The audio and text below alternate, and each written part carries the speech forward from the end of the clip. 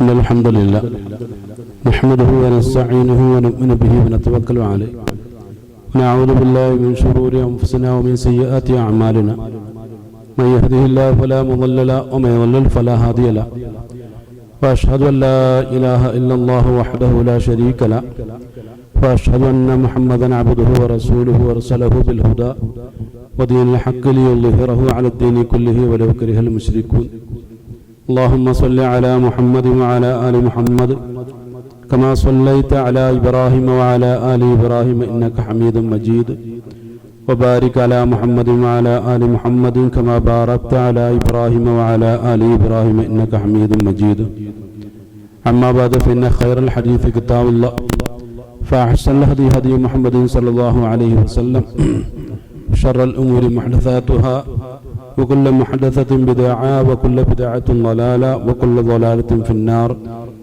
يا أيها الذين آمنوا اتقوا الله حق تقاته ولا تموتن إلا وأنتم مسلمون أعوذ بالله من الشيطان الرجيم بسم الله الرحمن الرحيم كنتم خير أمة أخرجت للناس تأمرون بالمعروف وتنهون عن المنكر وتؤمنون بالله ولو آمن أهل الكتاب لكان خيرا لهم منهم المؤمنون وأكثرهم الفاسقون. പ്രിയങ്കരായ സഹോദരങ്ങളെ സഹോദരിമാരെ, അല്ലാഹുവിന്റെ കൽപ്പനകളിൽ അധിഷ്ഠിതമായ രൂപത്തിൽ ജീവിതത്തെ മുന്നോട്ട് നയിക്കണമെന്നും തഖ്വ ഉൾക്കൊണ്ട് ജീവിതത്തെ ചിട്ടപ്പെടുത്തണമെന്നും എന്നോട് നിങ്ങളോടും ആദ്യമായി ഉണർത്തുകയാണ്. അല്ലാഹുവിന്റെ കൽപ്പന നിർദ്ദേശങ്ങൾക്കനുസൃതമായി ജീവിതത്തെ മുന്നോട്ട് നയിക്കുവാനും അവന്റെ തൃപ്തിയോടുകൂടി അവസാന നിമിഷം വരെ കഴിയുവാനും അവസാന നിമിഷത്തിൽ കലിമത്തു ഷഹാദ ഉച്ചരിച്ചുകൊണ്ട് ഒരു മുവഹിദായി മുത്തഖിയായി മുഹ്സിനായി അള്ളാഹുവിൻ്റെ അടുക്കലേക്ക് യാത്ര ചെയ്യാനുള്ള വലിയ സൗഭാഗ്യം നൽകി നമ്മേവരെയും അള്ളാഹു അനുഗ്രഹിക്കുമാറാകട്ടെ. വിശുദ്ധ ഖുർആനിലെ മൂന്നാമത്തെ സൂറത്ത് ആല ഇമ്രാൻ, അതിൻ്റെ 110-ാമത്തെ ആയത്ത് നാം ഒന്ന് പരിശോധിച്ചു നോക്കിയാൽ അള്ളാഹു സുബ്ഹാനഹു തആല മുസ്ലിം ഉമ്മത്തുമായി ബന്ധപ്പെട്ട വളരെ പ്രധാനപ്പെട്ട ചില കാര്യങ്ങൾ അതിൽ വ്യക്തമാക്കും. അഊദു ബില്ലാഹി മിനശ് ശൈത്വാനിർ റജീം കുൻതും ഖൈറ ഉമ്മത്തിൻ ഉഖ്രിജത് ലിന്നാസ്.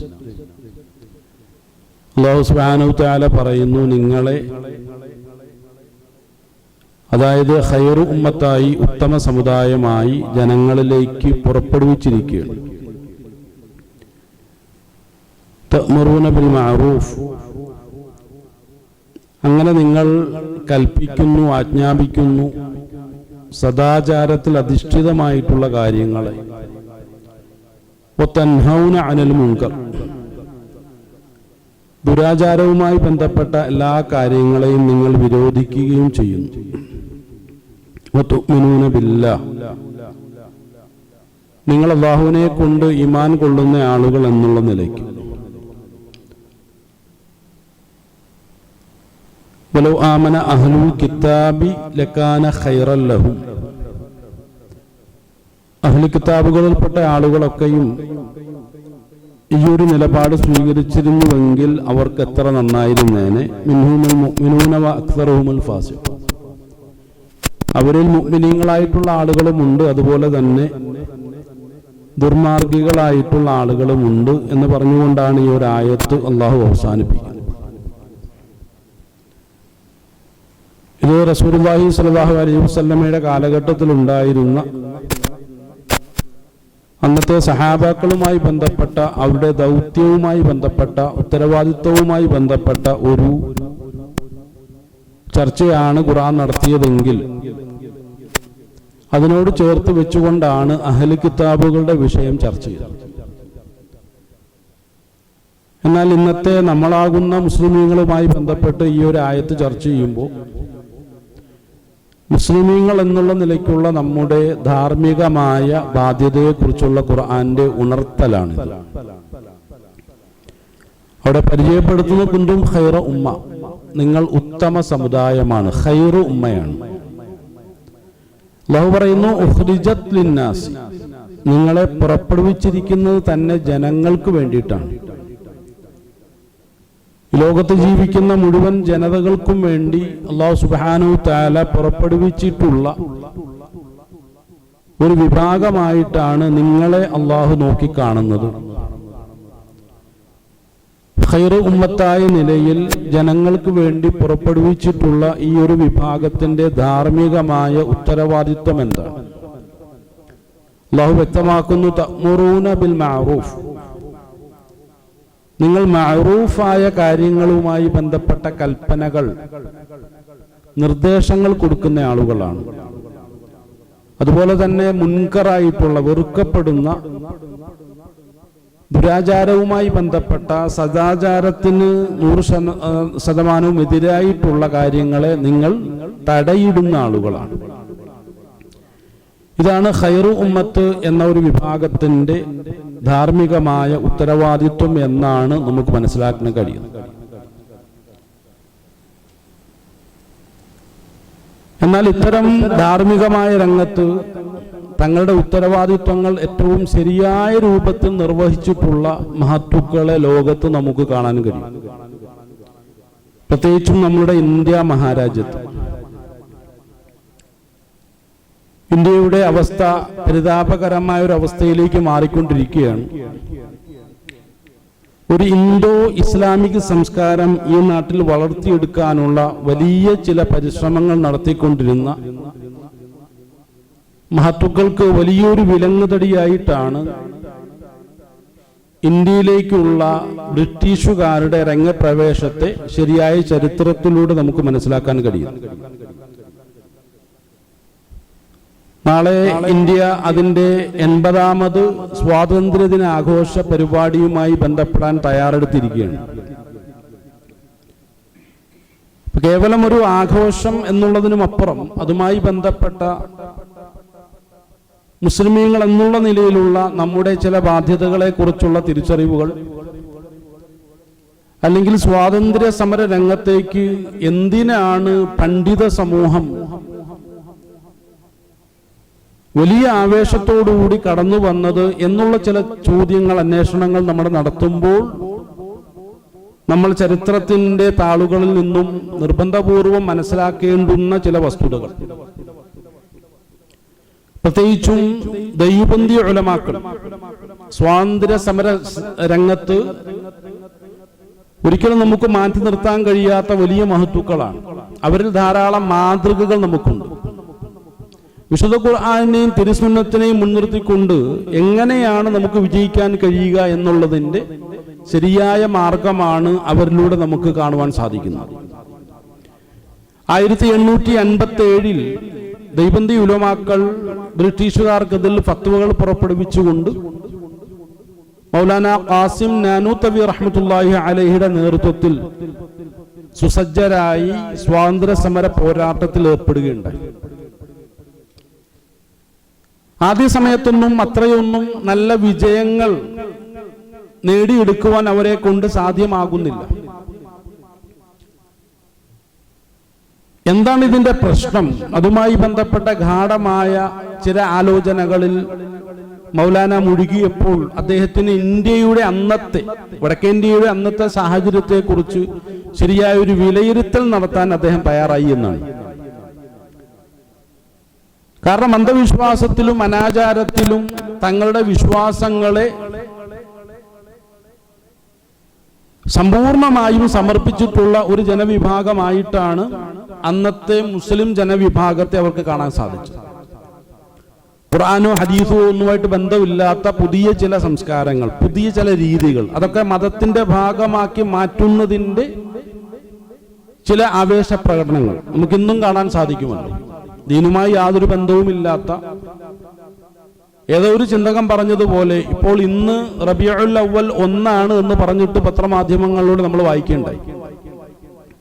എന്താണ് റബീഉൽ അവ്വൽ 1 എന്ന് പറയാനുള്ള കാരണം? റബീഉൽ അവ്വൽ പിറ കാണുന്നതിന്റെ പിന്നിലുള്ള പ്രാധാന്യം എന്താണ് എന്ന് ചോദിച്ചാൽ റബീഉൽ അവ്വൽ 12 കണ്ടെത്തുന്നതിന് വേണ്ടിയിട്ടാണ്. റബീഉൽ അവ്വൽ 12 എന്ന് പറയുമ്പോൾ റസൂലുള്ളാഹി സ്വല്ലല്ലാഹു അലൈഹി വസല്ലമയുടെ ജീവിതവുമായി ബന്ധപ്പെട്ട് ആ ഒരു തീയതിക്ക് വളരെയധികം പ്രത്യേകതയുണ്ട്.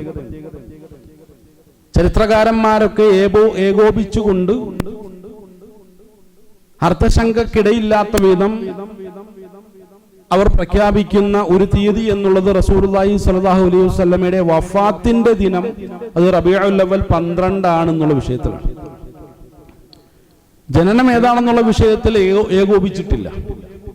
റബീഉൽ അവ്വൽ 12 ചരിത്രപരമായി നമ്മൾ വായിക്കുമ്പോൾ ഒരു ചിന്തകൻ പറഞ്ഞതുപോലെ മദീനയിലുള്ള ജൂതന്മാർ വളരെയധികം സന്തോഷിച്ച ഒരു ദിവസമായിരുന്നു.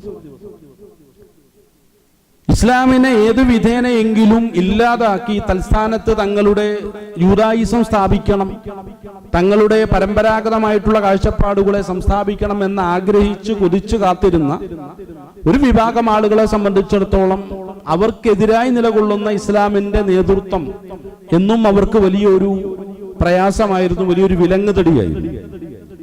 ആ ഒരു വിലങ്ങുതടിഞ്ഞ് നീങ്ങിക്കിട്ടിയ ദിവസമാണ്. അപ്പൊ സ്വാഭാവികമായും ശത്രു വിഭാഗം സന്തോഷിക്കുമല്ലോ. അപ്പോ ആദ്യമായി റസൂലുള്ളാഹി സ്വല്ലല്ലാഹു അലൈഹി വസല്ലമയുടെ ജീവിതവുമായി ബന്ധപ്പെട്ട് ജൂതന്മാർ ആഘോഷിച്ച ഒരു ദിവസം എന്നുള്ള നിലയ്ക്കാണ് ഒരു നിരീക്ഷകൻ റബീഉൽ അവ്വൽ 12 അവതരിപ്പിക്കുന്നത്.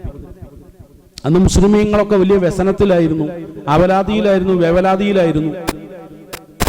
ഞങ്ങളുടെ ഹബീബായ റസൂലുള്ളാഹി സ്വല്ലല്ലാഹു അലൈഹി വസല്ലം എങ്ങാനും മരിച്ചു എന്ന് ആരെങ്കിലും പറഞ്ഞാൽ അങ്ങനെ പറയുന്നവന്റെ ശിരസ് ഞാൻ എടുക്കും എന്നുള്ള നിലയ്ക്ക് ആക്രോശിച്ചുകൊണ്ട് രംഗത്ത് വന്നത് സാധാരണക്കാരായിട്ടുള്ള സഹാബത്തുകളല്ല. സഹാബാക്കളിൽ റസൂലുള്ളാഹി സ്വല്ലല്ലാഹു അലൈഹി വസല്ലമയോട് ചേർന്ന് നിൽക്കുകയും ഇസ്ലാമിന്റെ നായകത്വ റോളിലേക്ക് പിൽക്കാലത്ത് കടന്നു വന്നിട്ടുള്ള മഹത്തുക്കളാണ്.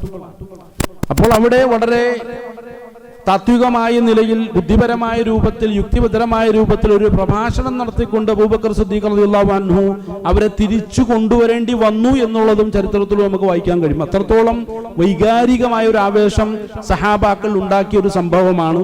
അതും അങ്ങേയറ്റത്തെ വേദനയോടുകൂടി, അങ്ങേയറ്റത്തെ വ്യസനത്തോടുകൂടി, അങ്ങേയറ്റത്തെ ദുഃഖഭാരത്താൽ സഹിക്കാൻ കഴിയാത്ത ഒരു വൈകാരികമായ ഒരു അവസ്ഥയിലേക്കാണ് ആ റബീഉൽ അവ്വൽ 12 റസൂലുള്ളാഹി സ്വല്ലല്ലാഹു അലൈഹി വസല്ലമയുടെ വഫാത്തിനെ സ്വഹാബത്ത് ഏറ്റെടുത്തിട്ടുള്ളൂ.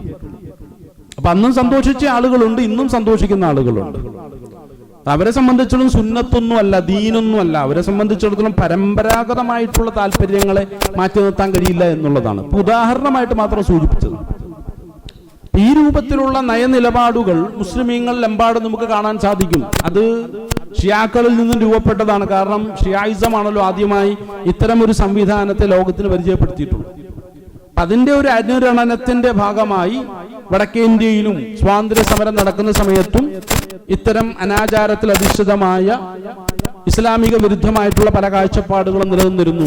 മൗലാന ഖാസിം നാനൂത്തവി റഹ്മത്തുള്ളാഹി അലൈഹി വളരെ യുക്തിഭദ്രമായ രൂപത്തിൽ ചിന്തിച്ചു, ഈ രൂപത്തിൽ മുന്നോട്ട് പോയാൽ ഈ ഒരു സമുദായത്തിന് ഒരിക്കലും രക്ഷപ്പെടുക സാധ്യമല്ല. കാരണം അള്ളാഹുവിന്റെ സഹായം ഉണ്ടാകണമെങ്കിൽ അള്ളാഹുവിന്റെ സഹായത്തിന് യോഗ്യതയുള്ള ആളുകൾ കൂടി രംഗപ്രവേശനം ചെയ്യേണ്ടതുണ്ട് എന്നുള്ള ഒരു തിരിച്ചറിവിന്റെ അടിസ്ഥാനത്തിൽ മൗലാന അഹമ്മദ് ഗംഗോഗി റഹ്മത്തുള്ളാഹി അലൈഹി പോലുള്ള മഹത്തുക്കളെ, അദ്ദേഹത്തിന്റെ സുഹൃത്തുക്കളെ ചേർത്ത് നിർത്തിക്കൊണ്ട് ശരിയായ ഇസ്ലാമിനെ ലോകത്ത് പരിചയപ്പെടുത്തുന്ന വലിയൊരു സ്ഥാപനം നമുക്ക് ആവശ്യമാണ് എന്നുള്ള ഒരു ചിന്ത അവർക്കിടയിൽ രൂപപ്പെടുകയും അതിനെ തുടർന്നുണ്ടായ ഒരു പരിശ്രമത്തിൽ നിന്നുമാണ് അവിടെ ദൈവന്ത് ദാറുൽ ഉലൂം എന്ന പേരിൽ ഒരു സ്ഥാപനം അവർ രൂപീകരിച്ചു. നമ്മൾ ആലോചിച്ചു നോക്കാം, എത്ര വർഷം കാത്തിരുന്നാലും തങ്ങൾ ആഗ്രഹിക്കുന്ന ഒരു വിജയം ഇവിടെ ഉണ്ടാകണമെന്നുള്ള വലിയൊരു ആഗ്രഹമാണ്. അതായത് മൗലാന അഹമ്മദ് ഗംഗോഗി റഹ്മത്തുള്ളാഹി അലൈഹി പോലുള്ള, ഖാസിം നാനൂത്തവി റഹ്മത്തുള്ളാഹി അലൈഹി പോലുള്ള മഹത്തുക്കൾ അവർ സ്വപ്നം കാണുന്നത് തങ്ങളുടെ കാലഘട്ടത്തിൽ എന്നുള്ള നിലയ്ക്കല്ല, തങ്ങൾക്ക് ശേഷം ഏതെങ്കിലും ഒരു കാലഘട്ടത്തിൽ ഈ നാശം പിടിച്ച ഒരു സംസ്കാരത്തെ ഇന്ത്യയിൽ നിന്നും ഉന്മൂലനം ചെയ്യേണ്ടത് വളരെയധികം അത്യാവശ്യമാണ്. ആ ഒരു കാഴ്ചപ്പാടിലേക്ക് അവരെ നയിച്ച വസ്തുത എന്തെന്നൊക്കെ. കാരണം 1835 ബ്രിട്ടീഷ് ഗവൺമെന്റ് ഒരു എഡ്യൂക്കേഷൻ ആക്ട് പുറപ്പെടുവിക്കുകയുണ്ടായി. ലോർഡ് തോമസ് മെക്കാളെ എന്ന പേരിൽ അറിയപ്പെടുന്ന ഒരു ബുദ്ധിജീവിയെ അല്ലെങ്കിൽ എഡ്യൂക്കേഷണലിസ്റ്റിനെ അവരെന്ത് ചെയ്തു, ഉത്തരവാദിത്വം ഏൽപ്പിച്ചു. അതിൽ പ്രധാനമായും ഇന്ത്യക്കാരെ എന്താക്കി മാറ്റണം എന്നുള്ളതിന്റെ കൃത്യമായ ഒരു മാസ്റ്റർ പ്ലാൻ ഉണ്ടായിരുന്നു. അത് വിദ്യാഭ്യാസത്തിലൂടെ മാത്രമേ നമുക്ക് നേടിയെടുക്കാൻ സാധ്യമാവുകയുള്ളൂ എന്നുള്ള കൃത്യമായ തിരിച്ചറിവോടുകൂടി അവരെന്ത് ചെയ്തു? അവരുടെ ഒരു എഡ്യൂക്കേഷൻ ആക്ട് നടപ്പിലാക്കി, അല്ലെ ഒരു എഡ്യൂക്കേഷൻ സിസ്റ്റം നടപ്പിലാക്കി. 1835 നമുക്ക് രസകരമായ രൂപത്തിൽ ആ ഒരു സംഭവത്തോട് ചേർത്ത് പറയാൻ കഴിയുന്നത്, ഇന്നും നമ്മുടെ സ്കൂളുകളിൽ നിലനിൽക്കുന്ന വിദ്യാഭ്യാസപരമായ കാഴ്ചപ്പാടെന്ന് പറയുന്നത് 1835 ലോർഡ് മെക്കാളെ തയ്യാറാക്കിയിട്ടുള്ള അതേ രീതി തന്നെയാണ്, അതേ സിസ്റ്റം തന്നെയാണ്. കൂട്ടിച്ചേർത്ത് പറഞ്ഞു എന്ന് മാത്രം. എന്തായിരുന്നു ആ ഒരു എഡ്യൂക്കേഷൻ സിസ്റ്റത്തിന്റെ താല്പര്യം എന്ന് പറഞ്ഞാൽ, പ്രത്യേകം അതിൽ ചരിത്രപരമായി രേഖപ്പെടുത്തിയിട്ടുള്ളത്, Indian in blood and colour but British in taste, in opinion, in morals and in intellect എന്നുള്ളതായിരുന്നു പ്രധാനമായും അതിൽ രേഖപ്പെടുത്തിയിട്ടുള്ള വിഷയം. അതായത് ഇന്ത്യക്കാരായിക്കൊള്ളട്ടെ, ഇവിടെയുള്ള വെള്ളക്കാരല്ലാത്ത, ബ്രിട്ടീഷുകാരല്ലാത്ത ഇന്ത്യക്കാരൊക്കെ ആയിക്കൊള്ളട്ടെ, ഇന്ത്യക്കാരായിട്ട് തന്നെ നിലകൊള്ളട്ടെ. ഏത് രൂപത്തിലായിരിക്കണം? ഇൻ ബ്ലഡ് ആൻഡ് കളർ, അവർ രക്തത്തിലും അവരുടെ നിറത്തിലും അവർ ഇന്ത്യക്കാരായിക്കൊള്ളട്ടെ. എന്നാൽ അവർ ബ്രിട്ടീഷുകാരായേ പറ്റൂ. ബട്ട് ബ്രിട്ടീഷ് എന്താണ്? ഇൻ ടേസ്റ്റ്, അവരുടെ താല്പര്യങ്ങൾ, അവരുടെ ടേസ്റ്റുകൾ, അതുപോലെ തന്നെ ഇൻ ഒപ്പീനിയൻ, അവരുടെ അഭിപ്രായങ്ങൾ, ഇൻ മോറൽസ്, അവരുടെ ധാർമ്മികത, അതുപോലെ തന്നെ ആൻ ഇൻ ഇന്റലക്ട്, ബുദ്ധിപരമായ വിഷയങ്ങളിലൊക്കെ അവർ ബ്രിട്ടീഷ് മാനസികാവസ്ഥയിലേക്ക് മാറണമെന്നുള്ളതായിരുന്നു താല്പര്യം. നമ്മൾ ആലോചിച്ച് നോക്കാം, എത്ര ആസൂത്രിതമായ ഒരു പ്ലാനാണ് അവർ നടപ്പിലാക്കിയത് എന്നുള്ളത്. അപ്പൊ ഈ ഒരു താല്പര്യം ഇന്ത്യയിൽ നടപ്പിൽ വരുത്താനുള്ള വലിയ ആസൂത്രിതമായിട്ടുള്ള നീക്കങ്ങൾ ബ്രിട്ടീഷുകാർ നടത്തിയപ്പോൾ, അത് ഇസ്ലാമിനെ ഇല്ലായ്മ ചെയ്യാനുള്ള, അതേ അവസരത്തിൽ ഇവിടെ യൂറോപ്യന്മാരുടെ താല്പര്യങ്ങളെ അല്ലെങ്കിൽ ഇംഗ്ലണ്ടിന്റെ താല്പര്യങ്ങളെ നടപ്പിലാക്കാനുള്ള വളരെ ബോധപൂർവമായ ഒരു ശ്രമമാണ് നടത്തിയത് എന്ന് തിരിച്ചറിവോടുകൂടിയാണ് അത്തരം ഒരു വിദ്യാഭ്യാസ സമ്പ്രദായത്തെ ഇല്ലായ്മ ചെയ്യുന്നതിന് വേണ്ടി മുസ്ലിം പക്ഷത്തു നിന്നും മൗലാന ഖാസിം നാനൂത്തവി റഹ്മത്തുള്ളാഹി അലൈഹിയുടെ നേതൃത്വം. കാരണം അവർ 1835 ഇത് നടപ്പിലാക്കിയതെങ്കിൽ 1866 ആയപ്പോൾ, ഏതാണ്ട് 30 വർഷങ്ങൾക്ക് ശേഷം, ഒരു ഇസ്ലാമിക് എഡ്യൂക്കേഷൻ സിസ്റ്റവുമായി ബന്ധപ്പെട്ട ഒരു കാഴ്ചപ്പാടിൽ രൂപപ്പെട്ട ഒരു സ്ഥാപനം അവിടെ തുടങ്ങി എന്നുള്ളതാണ്. അവിടെ മുല്ല മഹ്മൂദ് എന്ന പേരിൽ അറിയപ്പെടുന്ന ഒരു അധ്യാപകൻ, മഹ്മൂദ് അൽ ഹസൻ എന്ന പേരിൽ അറിയപ്പെടുന്ന ഒരു 14-കാരന് വിദ്യ പറഞ്ഞുകൊണ്ട് ആണ് ആ ഒരു വിദ്യാഭ്യാസ സമുച്ചയം ആരംഭം കുറിച്ചതെന്ന് പറയുമ്പോഴാണ് നമുക്കിന്ന് വലിയ അത്ഭുതം തോന്നുന്നു. കാരണം ഇന്ന് ദാറുൽ ഉലൂം ദൈബന്ദ് എന്ന് പറയുന്ന ഒരു സ്ഥാപനം നമുക്ക് യുപിയിലേക്ക് പോകാൻ കാണാൻ കഴിയും. ഇപ്പൊ പുതിയൊരു ചർച്ച എന്ന് പറയുന്നത് ദാറുൽ ഉലൂം ദൈബന്ദിന്റെ ഏറ്റവും പ്രധാനപ്പെട്ട പുരാതനമായ അവിടുത്തെ പള്ളിയുടെ ഉള്ളിൽ ശിവലിംഗമുണ്ട് എന്ന് പറഞ്ഞുകൊണ്ട് ചില മാനസിക രോഗികൾ ചില അഭിപ്രായങ്ങളൊക്കെ പ്രകടിപ്പിച്ചുകൊണ്ട് വലിയൊരു ഫിത്നയ്ക്കുള്ള തയ്യാറെടുപ്പിലാണ് എന്നുള്ള കാര്യം നമുക്കറിയാൻ കഴിയും. അത് ആ ഒരു സ്ഥാപനത്തെ ഇല്ലായ്മ ചെയ്യും. അത് ബ്രിട്ടീഷുകാരുടെ വിദ്യാഭ്യാസപരമായ താല്പര്യത്തിനെതിരിൽ സ്ഥാപിക്കപ്പെട്ട ഇസ്ലാമികമായ ശരിയായ കാഴ്ചപ്പാടോടുകൂടി സുന്നത്തിലും ഖുർആനിലും അധിഷ്ഠിതമായ ഒരു താല്പര്യത്തെ നിലനിർത്തിക്കൊണ്ട് ലോകത്തിന്റെ നാനാഭാഗത്തേക്കും ഇസ്ലാമിന്റെ സന്ദേശത്തെ പ്രചരിപ്പിക്കണം, അത് നഷ്ടപ്പെട്ടു പോയിക്കൂടാ എന്നുള്ള ശരിയായ താല്പര്യത്തോടു കൂടിയാണ് ആ ഒരു സ്ഥാപനം അവിടെ സ്ഥാപിക്കപ്പെട്ടിട്ടുള്ളത്. 1866 അങ്ങനെ ഒരു സ്ഥാപനം അവിടെ സ്ഥാപിക്കപ്പെട്ടിട്ടില്ലായിരുന്നുവെങ്കിൽ ഇന്നത്തെ ഇന്ത്യയുടെ അവസ്ഥ, ഇന്നത്തെ മുസ്ലിമീങ്ങളുടെ അവസ്ഥ മറ്റൊന്നായി മാറുമായിരുന്നു എന്നുള്ളതാണ് ചരിത്രത്തെ നിരീക്ഷിക്കുന്ന, സാഹചര്യത്തെ നിരീക്ഷിക്കുന്ന നിരീക്ഷകരായിട്ടുള്ള ആളുകളുടെ ഭാഗത്ത് നിന്ന് നമുക്ക് മനസ്സിലാക്കാൻ കഴിയുന്നത്. അപ്പോൾ അന്ന് അവർ ചെയ്ത വലിയൊരു സേവനം, അത് എത്രമാത്രം നമ്മുടെ ഇസ്ലാമികമായിട്ടുള്ള മൂല്യങ്ങളെ അത് തനതായ ശൈലിയിൽ നിലനിർത്താനുള്ള വലിയ പരിശ്രമങ്ങൾ അതിനെ തുടർന്ന് നടന്നു എന്നുള്ളതാണ് ചരിത്രപരമായിട്ട് നമുക്ക് മനസ്സിലാക്കാൻ കഴിയുന്നത്. അപ്പൊ കൃത്യമായൊരു പ്ലാനായിരുന്നു. അങ്ങനെ മുല്ല മഹ്മൂദ് എന്ന് പറയുന്ന ഒരു വ്യക്തി, മഹ്മൂദ് അൽ ഹസൻ എന്ന പേരുള്ള 14 വയസ്സുകാരനായ ഒരു വ്യക്തിയെ അവിടെ ഇസ്ലാമികമായിട്ടുള്ള ഖുർആനും ഹദീസും പഠിപ്പിച്ചുകൊണ്ട് ആ ഒരു സ്ഥാപനത്തിന്റെ തുടക്കം കുറിച്ചിട്ടുണ്ടെങ്കിൽ പിന്നീട് ആ ഒരു സ്ഥാപനത്തിൽ നിന്നും ഫാരിഗായി അതിൽ നിന്നും ഡിഗ്രി പൂർത്തീകരിച്ചുകൊണ്ട് പുറത്തേക്ക് വരുന്ന മഹ്മൂദ് അൽ ഹസൻ ദൈബന്തി റഹ്മത്തുള്ളാഹി അലൈഹിയെ നമുക്ക് കാണാൻ കഴിയുന്നത് നല്ല ദേശീയ ബോധമുള്ള ഇസ്ലാമികമായ കാഴ്ചപ്പാടുള്ള രാജ്യത്തിന്റെ നിലവിലുള്ള അവസ്ഥകളെ കുറിച്ച് നല്ല കാഴ്ചപ്പാടും കാര്യവിവര ബോധവുമുള്ള ഒരു വ്യക്തിയായിട്ടാണ്, വെറും ഒരു മൗലവി അല്ല എന്നർത്ഥം. അതായിരുന്നു ഇതിന്റെ കൃത്യമായിട്ടുള്ള ലക്ഷ്യം. കാരണം നല്ല ദേശീയ ബോധമുള്ള, ഇന്ന് നമുക്കറിയാമല്ലോ, മുസ്ലിമീങ്ങളുടെ പല പ്രശ്നങ്ങളും നടക്കുമ്പോൾ രാംലീല മൈതാനിയിൽ പോയിരുന്നു കൊണ്ട് ഇന്നത്തെ മുസ്ലിമീങ്ങൾക്ക് വേണ്ടി അങ്ങേയറ്റം ശക്തിയുക്തം വാദിക്കുകയും ചെയ്യുന്നത് നമുക്കറിയാം അർഷദ് മദനി ഹസരത്തിനെ പോലുള്ള മഹത്തുക്കളാണ്. അപ്പൊ അദ്ദേഹമൊക്കെ രാംലീല മൈതാനിയിൽ പോയിരുന്ന് ഈ വാർദ്ധക്യ കാലഘട്ടത്തിലും മുസ്ലിമീങ്ങൾക്ക് വേണ്ടി സംസാരിക്കുമ്പോൾ, ഇന്നത്തെ മുസ്ലിമീങ്ങളുടെ അവകാശത്തിന് വേണ്ടി ഈ പ്രായാധിക്യത്തിലും അദ്ദേഹം ശക്തമായ രൂപത്തിൽ സംസാരിക്കുമ്പോൾ ഗവൺമെന്റിന്റെ ഭാഗത്തു നിന്നും പല ദൂതന്മാരും അദ്ദേഹത്തെ സന്ദർശിച്ചിട്ട് പറയും, മൗലാന നിങ്ങൾ തിരിച്ചു പോകണം, നിങ്ങളുടെ ഈ ഉയരത്തും നമ്മളെ പ്രയാസപ്പെടുത്തുന്നുണ്ട്. കാരണം താങ്കളുടെ പിതാവിന് ഇന്ത്യ മഹാരാജ്യം കൊടുത്ത അങ്ങേയറ്റത്തെ ആദരവ് എന്ന് പറഞ്ഞുകൊണ്ട് അദ്ദേഹത്തെ പിന്തിരിപ്പിക്കാനുള്ള ശ്രമം നടത്തുമ്പോൾ, ഇല്ല, ഈ രാംലീല മൈതാനിയിൽ കിടന്നുകൊണ്ട് ഷഹീദാകാൻ വേണ്ടിയിട്ടാണ് ഞാൻ വന്നത് എന്നുള്ള ശക്തമായ മറുപടിയാണ് ദൈവബന്ധിന്റെ മറ്റൊരു സന്ധിയായ അർഷദ് മദനി ഹസറത്തിൽ നിന്നും ഇന്ത്യ മഹാരാജ്യത്തിന് കേൾക്കാൻ സാധിക്കും. ഒന്ന് ആലോചിച്ചു നോക്കുക, എത്രമാത്രം ഈമാൻ തുടിക്കുന്ന, അള്ളാഹുവിന്റെ പേരുള്ള തവക്കൽ അധിഷ്ഠിതമായ നല്ല കാഴ്ചപ്പാടാണ് അവരിലൂടെ നമുക്ക് മനസ്സിലാക്കാൻ കഴിയുന്നത്. ഇതൊക്കെ ദാറുൽ ഉലൂം ദൈവബന്ധിന്റെ സന്തതികളാണ്. ഇപ്പൊ പറഞ്ഞു വന്ന വിഷയം, ബ്രിട്ടീഷ് എഡ്യൂക്കേഷൻ സിസ്റ്റത്തെ ഇല്ലായ്മ ചെയ്യുക എന്ന താല്പര്യത്തോടു കൂടി അവരുടെ എഡ്യൂക്കേഷൻ സിസ്റ്റം എപ്പോഴാണോ നടപ്പിലാക്കിയത് അതിന് ഏതാണ്ട് 30 വർഷങ്ങൾക്ക് ശേഷം ദാറുൽ ഉലൂം ദൈവബന്ദ് സ്ഥാപിച്ചുകൊണ്ട് ഇവിടെ ബ്രിട്ടീഷുകാർക്കെതിരിൽ ശക്തമായ രൂപത്തിൽ നിലകൊള്ളാൻ തയ്യാറുള്ള ഒരു കൂട്ടം ഭടന്മാരെ വാർത്തെടുക്കുന്ന വലിയൊരു പദ്ധതിക്കാണ് ദാറുൽ ഉലൂം ദൈവബന്ദ് അന്ന് രൂപം കൊടുത്തിട്ടുള്ളത്. അങ്ങനെ ആദ്യത്തെ ശിഷ്യനായിരുന്ന ദാറുൽ ഉലൂം ദൈവബന്ധിന്റെ ആദ്യത്തെ സന്താനമായിരുന്ന മഹ്മൂദ് അൽ ഹസൻ ദൈബന്തി റഹ്മത്തുള്ളാഹി അലൈഹിയുടെ നേതൃത്വത്തിൽ വളരെ ആസൂത്രിതമായിട്ടുള്ള നീക്കങ്ങൾ നടക്കുകയുണ്ടായി. അദ്ദേഹത്തിന്റെ നേതൃത്വത്തിൽ നമുക്കറിയാം സിൽക്ക് ലെറ്റർ മൂവ്മെന്റ് എന്ന പേരിൽ, സിൽക്ക് ലെറ്റർ മൂവ്മെന്റ് ഇത് ചരിത്രത്തിൽ രേഖപ്പെടുത്തപ്പെട്ടിട്ടുള്ള വളരെ ബ്രിട്ടീഷുകാർക്കെതിരെയുള്ള സമരത്തിന്റെ വളരെ ആസൂത്രിതമായ ഒരു നീക്കമായിരുന്നു.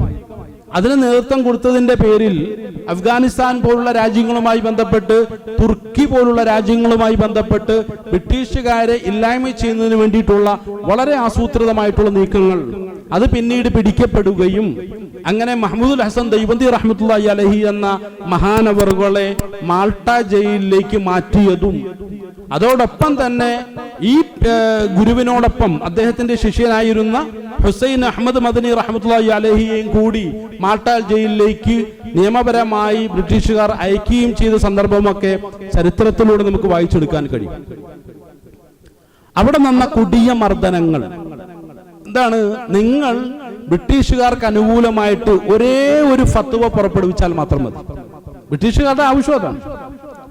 നിങ്ങൾ ബ്രിട്ടീഷുകാർക്ക് അനുകൂലമായിട്ട് ഒരേ ഒരു ഫത്വ, കാരണം മഹ്മൂദ് അൽ ഹസൻ താങ്കൾക്ക് ജനങ്ങൾക്കിടയിലുള്ള സ്വീകാര്യതയെ കുറിച്ച് നമുക്കറിയാം, താങ്കൾക്ക് ജനങ്ങൾക്കിടയിലുള്ള സ്വീകാര്യതയെ കുറിച്ച് നന്നായിട്ട് ഞങ്ങൾക്കറിയാം. അതുകൊണ്ട് താങ്കളുടെ ഒരൊറ്റ ഫത്വ മതി.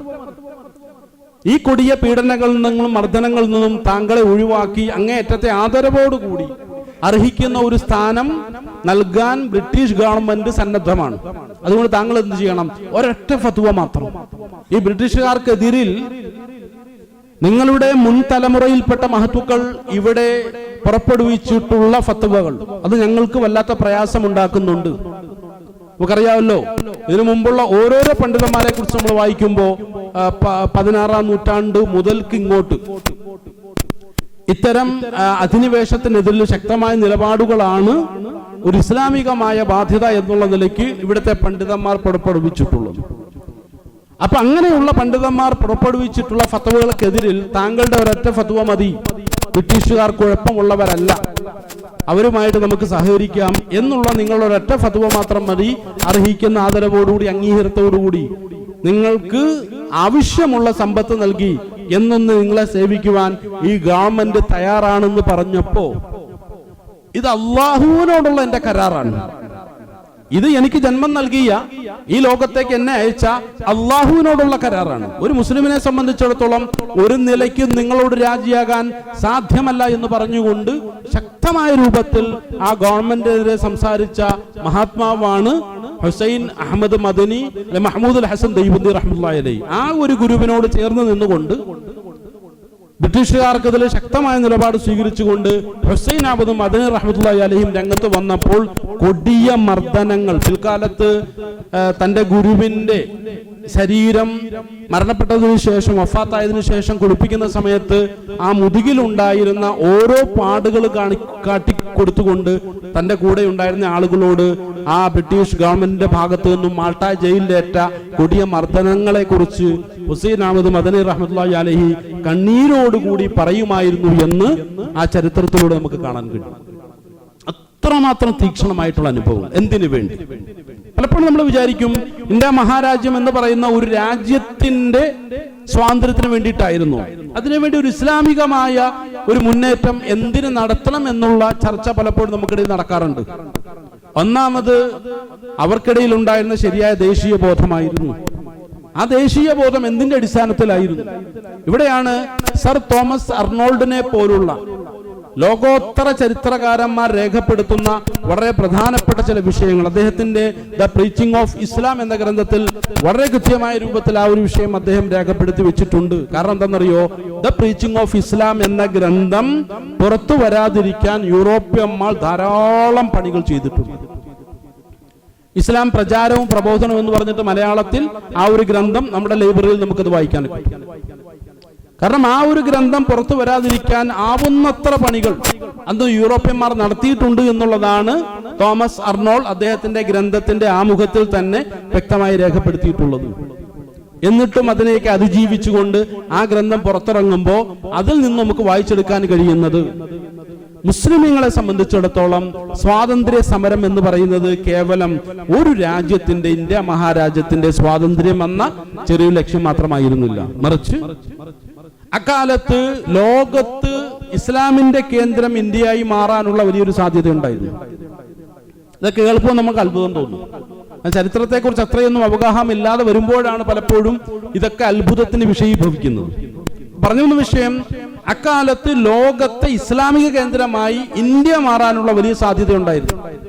അപ്പൊ പലപ്പോഴും ഈ അടുത്ത കാലത്ത് ഒരു നിരീക്ഷകൻ വ്യക്തമാക്കിയതാണ്, ഇന്ന് മസ്ജിദുൻ നബവിയുടെ മുകളിലുള്ള ലൈബ്രറി നാം ഒന്ന് പരിശോധിച്ച് നോക്കിയാൽ, ഇന്ത്യക്കാരായ ആളുകൾ അതൊന്ന് പരിശോധിച്ച് നോക്കി ഓരോ ഗ്രന്ഥത്തിന്റെയും ഓദറെ കുറിച്ച്, മുസന്നിഫിനെ കുറിച്ച് അവരുടെ പേരുകൾ നാം ഒന്ന് പരിശോധിച്ച് നോക്കിയാൽ അവിടെയുള്ള ധാരാളം ആധികാരികമായിട്ടുള്ള ഗ്രന്ഥങ്ങളുടെ മുസന്നിഫ് അല്ലെങ്കിൽ ഓദർ അല്ലെങ്കിൽ അതിന്റെ സൃഷ്ടാക്കൾ ആരാണ്, അതിന്റെയൊക്കെ പേരുകളുടെ അവസാനമായിട്ട് ഹിന്ദി എന്ന് എഴുതിയിട്ടുണ്ടാവുന്ന പറയും. നമുക്കും സാധ്യമാണ്. ആ ലൈബ്രറിയിൽ കയറിയിട്ട് ആ ഗ്രന്ഥങ്ങളൊക്കെ നമ്മളൊന്ന് പരിശോധിച്ച് നോക്കിയിട്ട് ഗ്രന്ഥകർത്താക്കളുടെ പേരുകൾ പരിശോധിച്ച് നോക്കുന്ന പക്ഷം ധാരാളം ഇന്ത്യക്കാരായിട്ടുള്ള മഹാപണ്ഡിതരായിട്ടുള്ള പണ്ഡിതന്മാരുടെ ഗ്രന്ഥങ്ങളെയാണ് ഇന്ന് ലോകോത്തര നിലവാരത്തിലുള്ള ഇസ്ലാമിക പഠനങ്ങൾക്ക് വേണ്ടി മസ്ജിദുൻ നബവിയുടെ മുകളിലുള്ള ലൈബ്രറികളിൽ സൂക്ഷിച്ചിട്ടുള്ളത്. പലതും അപൂർവമായ കൃതികളാണെന്നാണ് പണ്ഡിതന്മാരുടെ പക്ഷം. അപ്പൊ അത്രമാത്രം ലോകോത്തര നിലവാരത്തിലുള്ള ഇന്നും ഇസ്ലാമികമായിട്ടുള്ള വിഷയങ്ങൾക്ക്, ആധുനികമായിട്ടുള്ള വിഷയങ്ങൾക്കടക്കം വിധി തേടുമ്പോൾ ആ പഴയ ഉലമാക്കളുടെ ദീർഘവീക്ഷണങ്ങളും ഹദീസിലും ഖുർആനിലുമുള്ള അവരുടെ അവഗാഹങ്ങളും ശരിയായ രൂപത്തിൽ നമുക്ക് മനസ്സിലാക്കാൻ കഴിയുമെന്നുള്ളതാണ്. അത്രമാത്രം കഴിവും പ്രാപ്തിയുമുള്ള നല്ല പണ്ഡിതന്മാരെ രൂപപ്പെടുത്തിയ ഒരു മണ്ണാണ് ഇന്ത്യൻ മണ്ണ് എന്ന് പറയും. അതുകൊണ്ട് തന്നെ ഇന്ത്യയും ചൈനയും തമ്മിലുള്ള ഒരു ബന്ധം, ഒരു വ്യാപാര ബന്ധം താമസിയാതെ തന്നെ രൂപപ്പെടും. അങ്ങനെ ഇന്ത്യ ഇസ്ലാമിന്റെ കേന്ദ്രമായി മാറും. അതിലൂടെ ചൈനയിലേക്കും ഇസ്ലാമിക പ്രചരണം നല്ല നിലയ്ക്ക് നടക്കും. അങ്ങനെ ചൈനയും ഇസ്ലാമിന്റെ മണ്ണായി മാറും എന്നുള്ള ഒരു തിരിച്ചറിവുണ്ടായ സമയത്താണ് മുതലാളിത്തത്തിനെതിരിൽ, തങ്ങളുടെ എല്ലാ കൊള്ളരുതായ്ക്കും എതിരിൽ ശക്തമായ നിലപാടുകളും ആദർശങ്ങളുമുള്ള ഇസ്ലാമിന്റെ പ്രചരണം എന്നും തങ്ങൾക്കൊരു വിലങ്ങുതടിയാണ് അല്ലെങ്കിൽ ഭവിഷ്യത്താണെന്ന് മനസ്സിലാക്കിക്കൊണ്ട് തന്നെയാണ് ബ്രിട്ടീഷുകാർ ഓരോരോ ഇസ്ലാമിക മേഖലകളെയും ആക്രമിക്കാനുള്ള കൊണ്ടുപിടിച്ച ശ്രമങ്ങൾ അന്ന് നടത്തിക്കൊണ്ടേയിരുന്നത്. അന്നും ഇന്നും തമ്മിൽ വലിയൊരു വ്യത്യാസമുണ്ട്. ഇന്നിപ്പോ മുസ്ലിമീങ്ങൾ എന്ന് പറയുമെങ്കിലും കുറെയെങ്കിലും നിഫാഖുകൾ കടന്നുകൂടിയിട്ടുള്ള ആളുകളെയാണ് നമുക്ക് കാണാൻ സാധിക്കുക. പഴയ കാലത്ത് കറകളഞ്ഞ മുഅ്മിനീങ്ങളായിരുന്നു, അവരെയായിരുന്നു ഇങ്ങനെയുള്ള ആളുകളൊക്കെ ഭയപ്പെട്ടിരുന്നത്. അതിന്റെ അടിസ്ഥാനത്തിൽ ഇന്ത്യ ഒരു ഇസ്ലാമിക കേന്ദ്രമായി മാറാതിരിക്കാനുള്ള കൊണ്ടുപിടിച്ച ശ്രമങ്ങളാണ് അന്നവർ നടത്തിയിരുന്നത് എന്നാണ് നമുക്ക് മനസ്സിലാക്കാൻ കഴിയുന്നത്. പ്രിയമുള്ളവരെ, ഇനി ഇസ്ലാമിക് ഇവിടെ ബ്രിട്ടീഷ് എഡ്യൂക്കേഷൻ ആക്ട് ഇവിടെ നടപ്പിലാക്കിയതിലൂടെ അവരുടെ എന്തെങ്കിലും താല്പര്യങ്ങൾ അവർക്ക് സംരക്ഷിക്കാൻ കഴിഞ്ഞോ എന്ന് നാം ഒന്ന് പരിശോധിച്ച് നോക്കിയാൽ നമ്മളുടെ സ്കൂൾ കോളേജ് തലങ്ങളിൽ ഇന്ന് ആധുനികരെന്ന് സ്വയം അഭിപ്രായപ്പെടുന്ന, അവകാശം ഉന്നയിക്കുന്ന, അഭിമാനിക്കുന്ന നമ്മളുടെ മക്കളുടെ ചിന്തകളെയും താല്പര്യങ്ങളും നാം ഒന്ന് പരിശോധിച്ചു നോക്കും. എത്രമാത്രം നമ്മുടെ സംസ്കാരത്തോട് ചേർന്ന് നിൽക്കുന്നതാണ്, അല്ലെങ്കിൽ പാശ്ചാത്യ സംസ്കാരത്തോട് ചേർന്ന് നിൽക്കുന്നതാണ്. അത് നമ്മൾ പരിശോധിച്ച് നോക്കിയാൽ ഇന്നത്തെ നമ്മളുടെ ആധുനികരായിട്ട് തലമുറയുമായി നാം ഒന്ന് സംവദിക്കാൻ തയ്യാറായാൽ 100% നമുക്ക് മനസ്സിലാക്കാൻ കഴിയും ബ്രിട്ടീഷുകാരുടെ എഡ്യൂക്കേഷൻ ആക്ട് ഏറ്റവും ഫലവത്തായ രൂപത്തിൽ തന്നെയാണ് മുന്നോട്ട് പോയത് എന്ന്. കാരണം എന്താണെന്നറിയോ, ഇസ്ലാമിനെയും അതുപോലെ തന്നെ വിദ്യാഭ്യാസത്തെയും ശരിയായ രൂപത്തിൽ നടപ്പിലാക്കാൻ ശ്രമിച്ചപ്പോഴാണ് അന്ധമായിട്ടുള്ള ചില സെക്യുലറിസം പോലുള്ള കാഴ്ചപ്പാടുകളെ ഇവിടെ അവതരിപ്പിച്ചുകൊണ്ട് അവിടെയും, അല്ലെങ്കിൽ സോഷ്യലിസം പോലുള്ള സംഗതികളെ അവതരിപ്പിച്ചുകൊണ്ട് ഇസ്ലാമിനെ ഇല്ലായ്മ ചെയ്യാനുള്ള ശ്രമം നമുക്കിടയിൽ പോലും ഉണ്ടായി. അവസാനം എന്ത് സംഭവിച്ചു എന്ന് ചോദിച്ചാൽ അന്ധമായ ഒരു വിദ്യാഭ്യാസപരമായ ഒരു കാഴ്ചപ്പാട്. അന്ധമായ ഒരു വിദ്യാഭ്യാസപരമായ ഒരു കാഴ്ചപ്പാടെന്ന് പറയുമ്പോൾ മുസ്ലിങ്ങളായിട്ടുള്ള ആളുകൾ എന്ത് ചെയ്യുന്നു, തങ്ങൾക്ക് വിദ്യാഭ്യാസം അത്രയൊന്നും നല്ലതല്ല എന്ന് പറഞ്ഞുകൊണ്ട് വിദ്യാഭ്യാസത്തെ രണ്ടായിട്ട് വേർതിരിച്ചിട്ട് ഭൗതികം ആത്മീയം എന്ന് വേർതിരിച്ചിട്ട് ഭൗതിക വിദ്യാഭ്യാസത്തിനാണ് കൂടുതൽ പ്രാധാന്യം കൊടുക്കേണ്ടത് എന്ന് പറഞ്ഞുകൊണ്ട് വളരെ തെറ്റായിട്ടുള്ള ഒരു സമീപനം സ്വീകരിച്ചപ്പോൾ അന്ധമായ ഭൗതികത കടന്നുകൂടിയപ്പോൾ എന്ത് ചെയ്തു, നമ്മളുടെ വിദ്യാഭ്യാസ മേഖല ഇന്ന് ഈ ഒരു അവസ്ഥയിലേക്ക് മാറി എന്നുള്ളതാണ്. പുതുതലമുറയെ സംബന്ധിച്ചിടത്തോളം വിവാഹത്തോട് താല്പര്യമില്ല. അപ്പൊ പെൺകുട്ടികളോട് നമ്മൾ ചോദിക്കുന്നു, അപ്പോൾ നിങ്ങൾക്ക് നിങ്ങളുടേതായിട്ടുള്ള താല്പര്യങ്ങളില്ലേ, അതൊക്കെ ഞങ്ങൾ ശരിയായ രൂപത്തിൽ നിർവഹിച്ചോളാം. അതിനുള്ള ഡേറ്റിംഗ് പോലുള്ള സംവിധാനങ്ങളുണ്ട്. ഞങ്ങൾക്ക് ഇഷ്ടപ്പെട്ട ചെറുപ്പക്കാരനോടൊപ്പം കുറച്ച് ദിവസം ഒന്ന് കറങ്ങി നടന്നിട്ട് ഞങ്ങൾ തിരിച്ചു വന്നോളാം. അതിലെന്താണ്, ഒരുപാട് ഉത്തരവാദിത്വങ്ങൾ കുറവാണ്. പക്ഷെ അതേ സമയത്ത് വിവാഹത്തിലേക്ക് കടന്നു വന്നാൽ ഒരുപാട് ഉത്തരവാദിത്വങ്ങൾ കൂടുതലാണ് എന്ന് വാദിക്കുന്നവർ നമ്മളുടെ കുടുംബത്തിൽ പോലും ഉണ്ട് എന്ന് മനസ്സിലാക്കാൻ കഴിയും.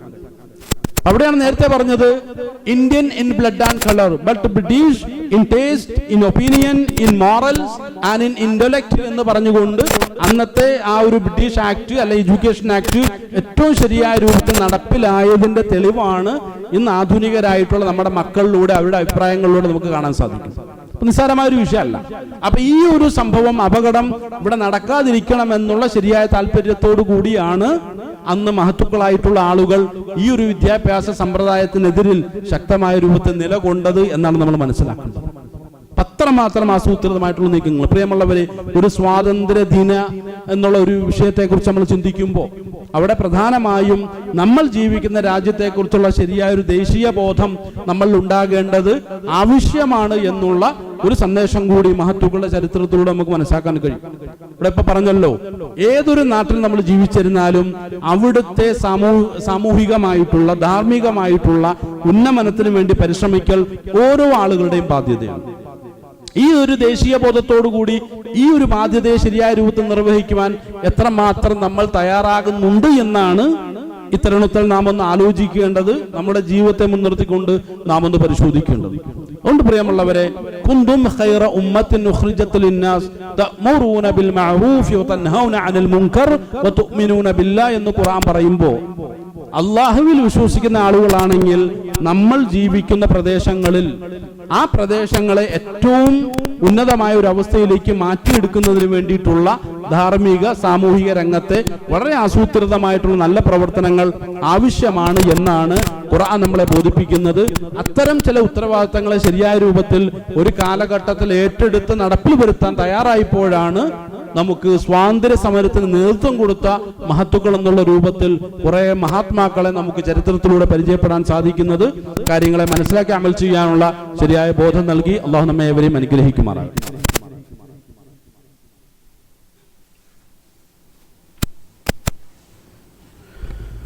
അൽഹംദുലില്ലാഹി റബ്ബിൽ ആലമീൻ വസ്സലാത്തു വസ്സലാമു അലാ അഷ്റഫിൽ മുർസലീൻ വഅലാ ആലിഹി വസഹ്ബിഹി അജ്മഈൻ. അമ്മാ ബഅദ്. അള്ളാഹുവിന്റെ കൽപ്പനകളെ ശിരസാവഹിച്ചുകൊണ്ട് ജീവിതത്തെ മുന്നോട്ട് നയിക്കണമെന്നും തഖ്വ ഉൾക്കൊണ്ട് ജീവിതത്തെ ചിട്ടപ്പെടുത്തണമെന്നും രണ്ടാമത് ഒന്നുകൂടി ഉണർത്തുകയാണ്. أعوذ بالله من الشيطان الرجيم ولتكن منكم أمة يدعون إلى الخير ويأمرون بالمعروف وينهون عن المنكر وأولئك هم المفلحون.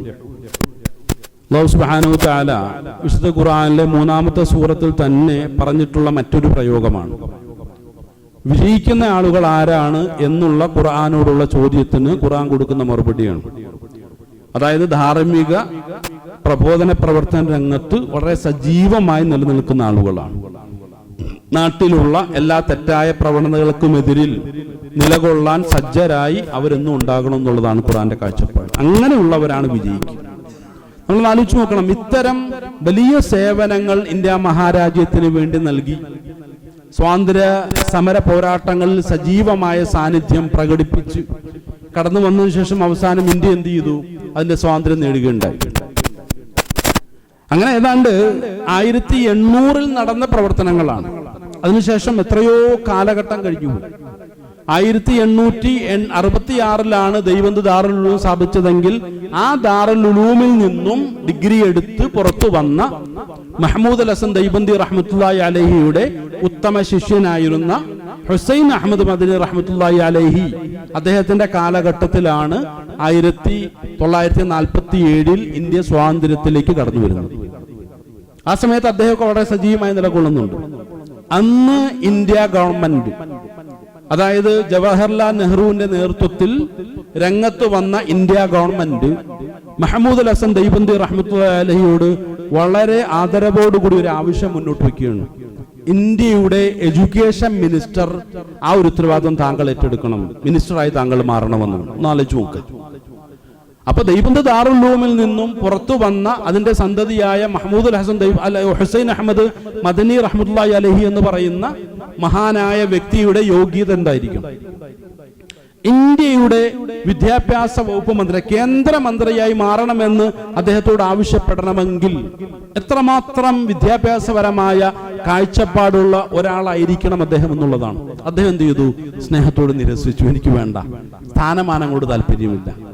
ഏതെങ്കിലുമൊക്കെ സ്ഥാനമാനങ്ങൾ ഏറ്റെടുത്തുകൊണ്ട് ഞാൻ ഇവിടെ ഇരുന്നാൽ എന്റെ ലക്ഷ്യങ്ങൾ പൂവണിയില്ല, എനിക്ക് ഒരുപാട് സ്വപ്നങ്ങളുണ്ട്. എന്തായിരുന്നു അദ്ദേഹം ചെയ്തത്? അദ്ദേഹം എന്ത് ചെയ്തു? കുറേയധികം നിർബന്ധം വന്നപ്പോൾ അവസാനം അദ്ദേഹം എന്ത് ചെയ്തു?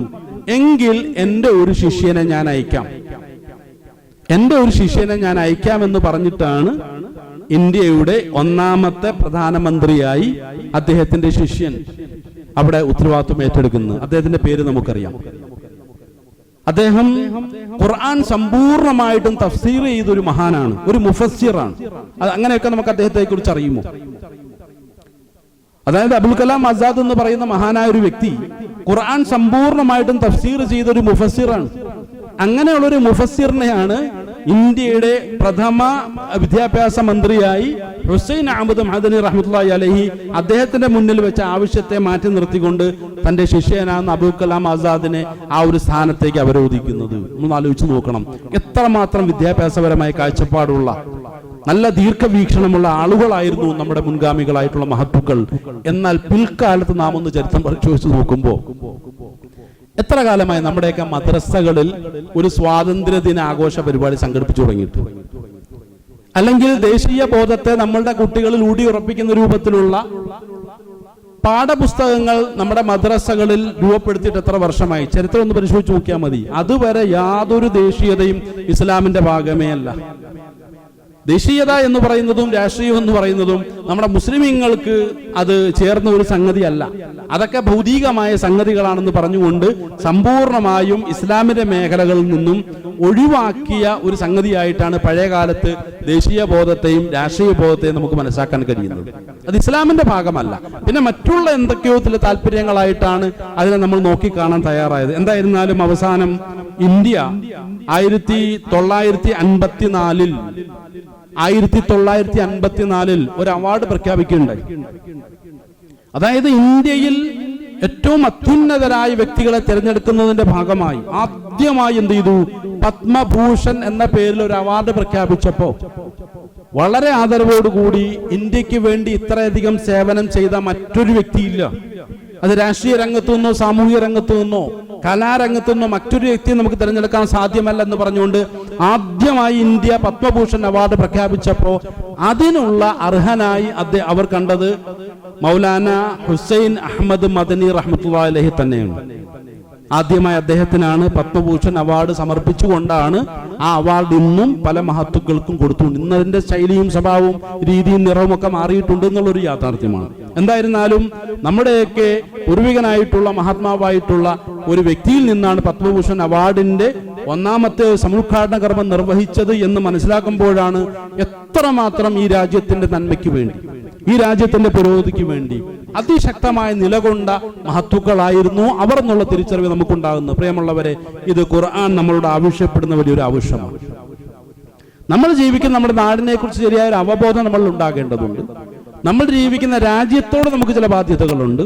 ആ ബാധ്യതകൾ ഏറ്റവും ശരിയായ രൂപത്തിൽ നിർവഹിച്ചുകൊണ്ട് നാടിന്റെ പുരോഗതിക്ക് വേണ്ടി, നന്മയ്ക്ക് വേണ്ടി നിലകൊള്ളുന്ന ശരിയായ ഒരു പൗരനായി മാറൽ ഓരോ മുസ്ലിമിന്റെയും ബാധ്യതയാണ് എന്നുള്ള വലിയൊരു തിരിച്ചറിവാണ് ഇത്തരം ചില സ്വാതന്ത്ര്യദിന ചർച്ചകൾ അല്ലെങ്കിൽ സ്മരണകൾ നമ്മളെ കൂട്ടിക്കൊണ്ടുപോകുന്ന. അല്ലാഹു കാര്യങ്ങളെ ശരിയാം വിധം മനസ്സിലാക്കി നമ്മുടെ ഉത്തരവാദിത്തങ്ങളെയൊക്കെ ഏറ്റവും ശരിയായ രൂപത്തിൽ നിർവഹിക്കാനുള്ള നല്ല തൗഫീക്ക് നൽകി നമ്മെ ഏവരെയും അള്ളാഹു അനുഗ്രഹിക്കുമാറാകട്ടെ. നമ്മൾ ഇന്ന് വന്നുപോയിട്ടുള്ള വലുതും ചെറുതുമായ മുഴുവൻ പാപങ്ങളെയും അള്ളാഹുവിന്റെ മഹത്തായ ഫദ്ല് കൊണ്ട് വിട്ടൂർത്ത് മാപ്പാക്കി തരുമാറാകട്ടെ. ലോകത്ത് കഷ്ടപ്പാടുകൾ, ദുരിതങ്ങൾ അനുഭവിക്കുന്ന എല്ലാ മുസ്ലിമീങ്ങളെയും എല്ലാവിധ പ്രയാസങ്ങളിൽ നിന്നും അള്ളാഹു കരകയറ്റി അനുഗ്രഹിക്കുമാറാകട്ടെ. ഇസ്ലാമിന് നഷ്ടപ്പെട്ട ഇസ്സത്തിനെ ഖുർആന്റെ ഹദീസിന്റെ വഴിയിലൂടെ തിരിച്ചെടുക്കാനുള്ള തൗഫീക്കും താഖത്തും കൊടുത്ത് മുസ്ലിം ലോകത്തെ അള്ളാഹു അനുഗ്രഹിക്കുമാറാകട്ടെ. നമ്മൾ ഇന്ന് മരണപ്പെട്ടു പോയിട്ടുള്ള മുഴുവൻ ആളുകളുടെയും ഖബറുകളെ അള്ളാഹു വിശാലമാക്കുകയും മഗ്ഫിറത്തും മർഹമത്തും കൊടുത്ത് അവരെയൊക്കെ അനുഗ്രഹിക്കുകയും ചെയ്യുമാറാകട്ടെ. പെട്ടെന്നുള്ള മരണങ്ങളിൽ നിന്നും, മാരകമായ രോഗങ്ങളിൽ നിന്നും, എല്ലാവിധ ബലാ മുസീബത്തുകളിൽ നിന്നും, പരീക്ഷണങ്ങളിൽ നിന്നും അള്ളാഹു നമ്മളെയും നമ്മുടെ കുടുംബത്തിലുള്ള നാട്ടിലുള്ള മുഴുവൻ ആളുകളെയും കാത്തുരക്ഷിച്ച് അനുഗ്രഹിക്കുമാറാകട്ടെ. മുസ്ലിം ലോകത്തെ അള്ളാഹു അനുഗ്രഹിക്കുമാറാകട്ടെ. അല്ലാഹു മഗ്ഫിർ ലിൽ മുഅ്മിനീന വൽ മുഅ്മിനാത്ത് വൽ മുസ്ലിമീന വൽ മുസ്ലിമാത്ത് വൽ അഹ്യാഇ മിൻഹും വൽ അംവാത്. റബ്ബനാ ആതിനാ ഫിദ് ദുനിയ ഹസന വഫിൽ ആഖിറതി ഹസനത വഖിനാ അദാബൻ നാർ. ആമീൻ ബിറഹ്മതിക യാ അർഹമർ റഹീമീൻ. വൽഹംദുലില്ലാഹി റബ്ബിൽ ആലമീൻ.